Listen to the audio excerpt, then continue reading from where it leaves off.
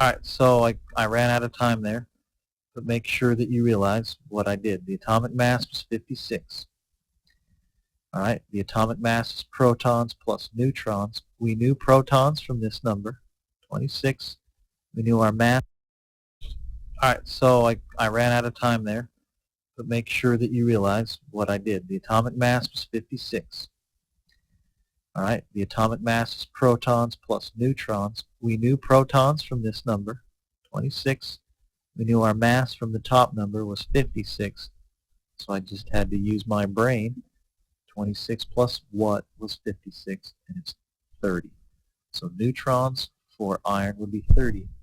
Okay, so now let's talk about something that it actually is asking about. So sodium. Find sodium on your periodic table. Sodium is symbol Na. It has two numbers. Alright, it is 11 and 23. So let's use what we know. Protons, let me erase that, that's ugly. Protons is going to be the smaller number. Electrons, oh hey, smaller number. That's going to be easy.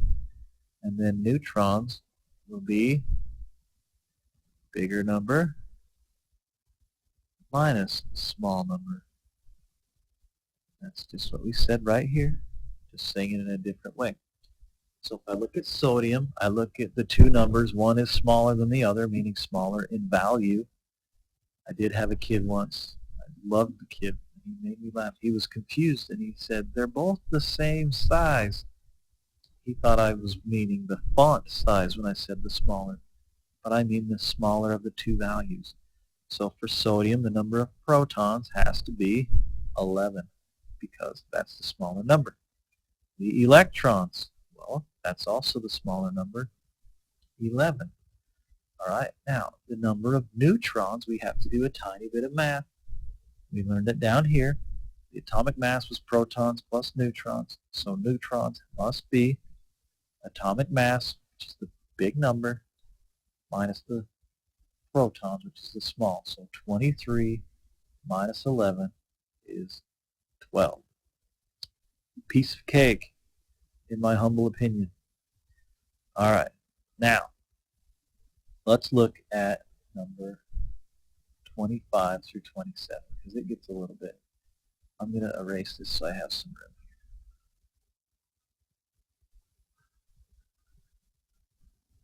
All right, so this time it gives me Si-30 and it tells me it's the silicon isotope of Si-30. So look at your periodic table. Si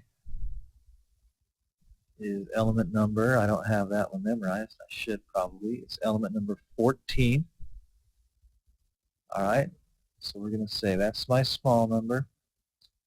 And usually, let's look back at that periodic table, usually silicon has a mass of 28 when I round it. So that's what you have, 28. So I'm going to look here. I would normally put a 28 here, but I'm not going to now, excuse me, because it tells me this has a mass of 30. It's an isotope. And if you remember what an isotope is, let me drag this for a second. No, I can't. If you remember what an isotope is an atom that has different number of neutrons, so its mass is different than normal. So silicon, instead of being 28, is 30. So let's figure this out. The number of protons still 14. In an isotope, the protons never change. The number of electrons won't change. But the number of neutrons is different. But we still just do this math. Big number minus small number, 30 minus 14, last time I checked, is 16 neutrons.